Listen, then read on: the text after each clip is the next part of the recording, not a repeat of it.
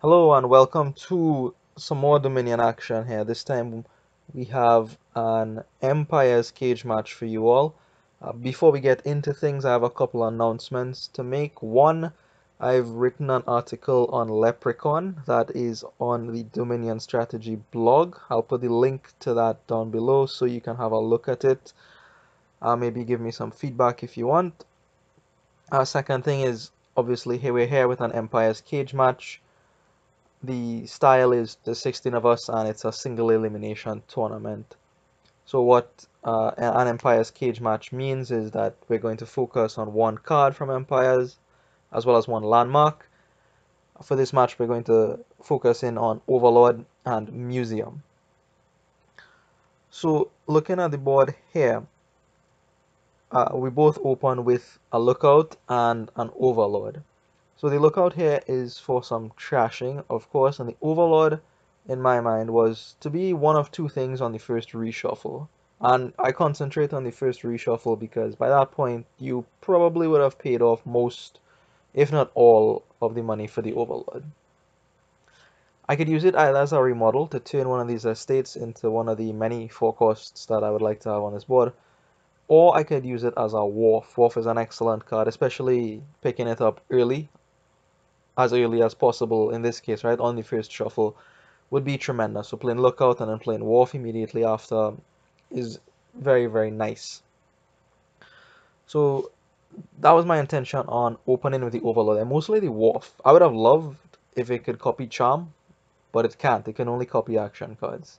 And Charm is especially important here because there are a bunch of forecasts you want. Well, mostly Heralds and Conspirators, but you wouldn't mind the odd Skulk or the odd Remodel as well. So I do draw the Lookout and the Overlord together here. However, there's no estate in my hand, so I don't want to really use the Overlord for a remodel in this case. The Patrician does very, very little for me at this point. It's mostly just 2 points from the museum, but I don't care that much about it. So instead, I am going to choose the Wharf, going to choose to get some cycling in. And I have a couple extra coins, so why not pick up the Patrician? It shouldn't hurt the style of deck I'm looking to build here, which is mostly like a couple heralds and a lot of conspirators. The odd charm there, maybe a skulk. You can defend the skulk with guardians fairly reliably, so it's not that big of a deal. A couple wolves in play, maybe, or maybe just the one. Something like that. Something like we'll have to see how the shuffles go to get a better idea of what exactly it is we want to do here. So 5, I could pick up another Wharf, but I feel like the charm is just much more important than the Wharf. I did get to 5 here off of a Wharf play, and I plan to use my Overlord as a Wharf the next time I see it, so that I have a good shot of getting the charm in as a gainer instead of silver, basically, with a plus buy attached to it. In the meantime, my opponent has managed to pick up a silver. I missed that completely. Here he trades, which is interesting. I mean, okay, fine, he boosts the economy a little bit. It doesn't trash in the sense that you replace 2 stop cards with another 2 stop cards. So, but whatever, it's fine. A slight improvement to the deck, of course. So here 5, I am gonna pick up an actual copy of a Wharf. So ideally, I can have a Wharf in play every turn here, one via the Overlord and one via my actual Wharf here. Again, no estate in hand with this Overlord. Otherwise, I would have chosen to go for a remodel. Instead, decide to go for the Herald here. If I have a bunch of coppers in my hand, there's a decent shot I could find one of my actions, a Wharf, a Patrician, the Lookout maybe. I do find the Wharf, which is fortunate.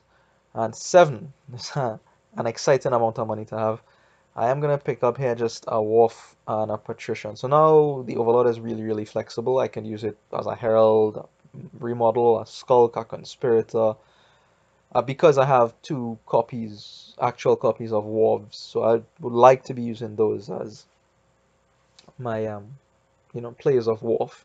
The reason for the Wharf is a little bit extra hand size at the start of your turn here. 7 cards at the start of your turn is excellent. It'll make things nice and smooth, reliable, And you need that reliability to get your conspirators to fire, right? You need to play that as the third card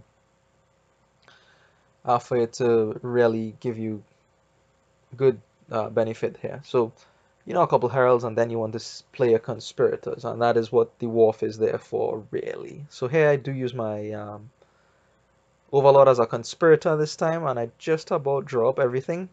And I am here going to choose to pick up just one conspirator and two heralds. The other option obviously was one herald, two conspirators. The heralds are there just to make things very reliable, nice and smooth. There's no rush. My opponent doesn't have a charm. He doesn't have any of these wharves. I'm in no rush whatsoever here, just going to make sure we're nice, stable, and then we can move on from here and go a little more aggressively after the conspirators. So here, I was just able to make this conspirator fire. I don't want to have any situation in the future where that conspirator is not able to fire. So here, a little bit of overdraw for me here. So I perhaps could be playing slightly more efficiently. I wasn't thinking too much. Perhaps I could have gone for a trade, a gold, some more stop cards like that. A skulk is excellent here, actually. You get a skulk plus gold, which is 4 points from museum, plus you get to play a skulk to attack people. Pretty nice, pretty nice. But I chose the safe option here, not thinking too much about going to try to attack my opponent or to go for the gold or anything. So here, look, this is an example of why I want the Wharf. This is a 5-card hand.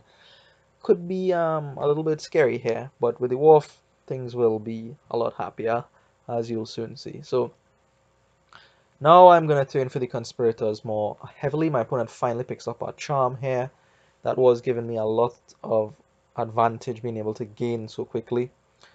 My opponent now has one, but I'm a little bit ahead here on the Herald count, on the Conspirator count, and I'm just gonna widen that gap here, run down the Heralds, the Conspirators, maybe take out the Emporiums at some point, maybe.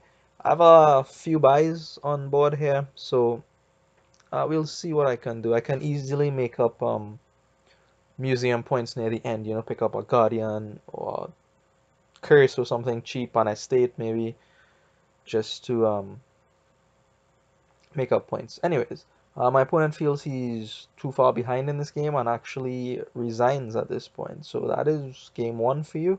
Couple comments here for you to look at, and thanks for watching.